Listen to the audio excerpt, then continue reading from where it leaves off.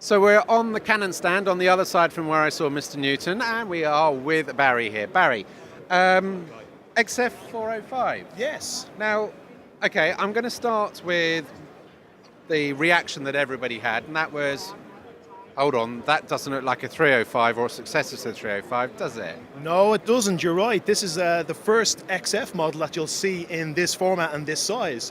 We've actually reduced the size to make this camera more viable and more useful in more situations. Because it's very much sort of a similar sort of footprint to the XF100s. It certainly does, and one of the main reasons for that was the size of the 100 was very popular at the time, so we thought we'd look at this format with this type of camera.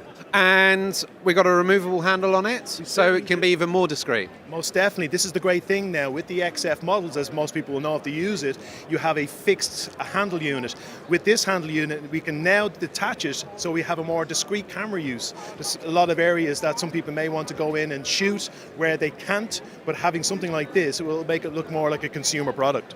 So let's start with the sensor. It's a 1-inch sensor, yes? It certainly is, yes. It's the first time again in an XF model that we've actually increased the size and we've gone for the full 1-inch sensors that a lot of people will know in our XE10 and XE15 models, which are very popular.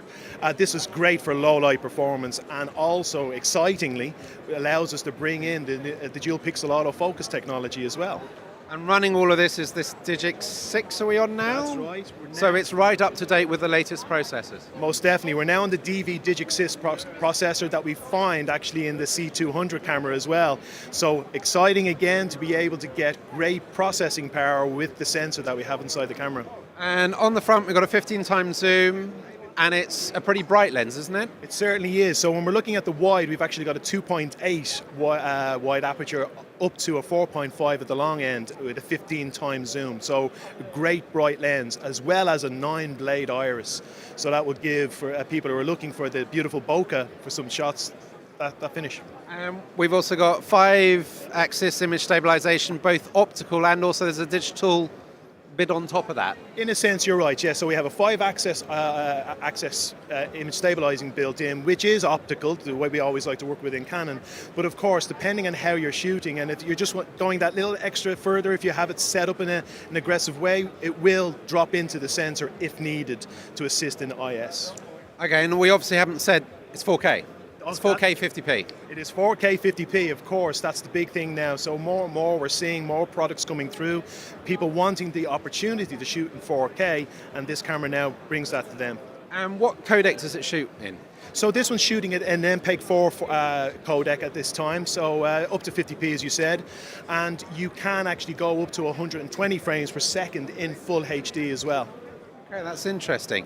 Built-in ND filter, physical NDs? Yes, yeah. Again, it's something that you may not see normally in an XF model, but we now have very much that you'll find in our Cine lenses, Cine cameras, should I say, the ND filters inside, so glass optical disc changing around.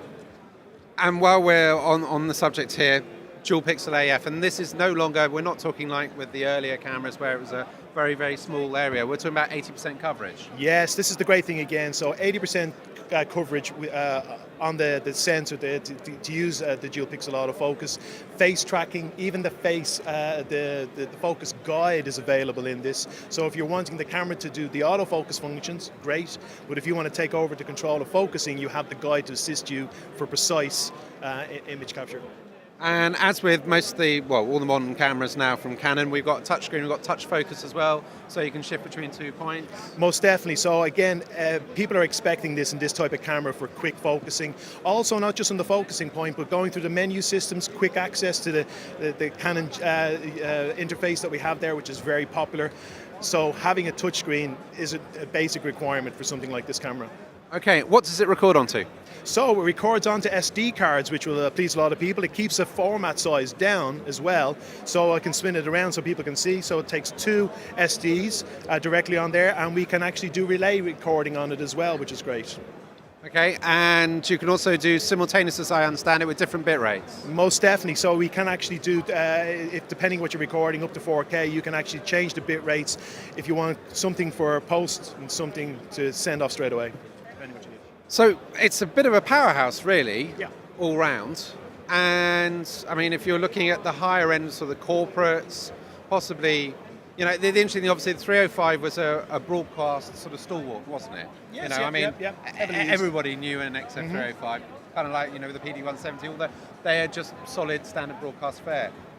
Do you think that, you know, with the very changing world that we are sort of living in terms of online video and how everything is delivered, this is kind of why we're now seeing this kind of product? Most definitely. So you're right in saying that with the larger cameras, it's not to say you'll never see larger form cameras on the market again, but it is changing where we see internet protocol channels really developing and where we're seeing news companies who are sending one presenter out with a camera. If they have a camera that they can easily capture high-end content easily, this just makes the workflow very easy for them instead of having to send out whole crews. Perfect. And we are seeing them when?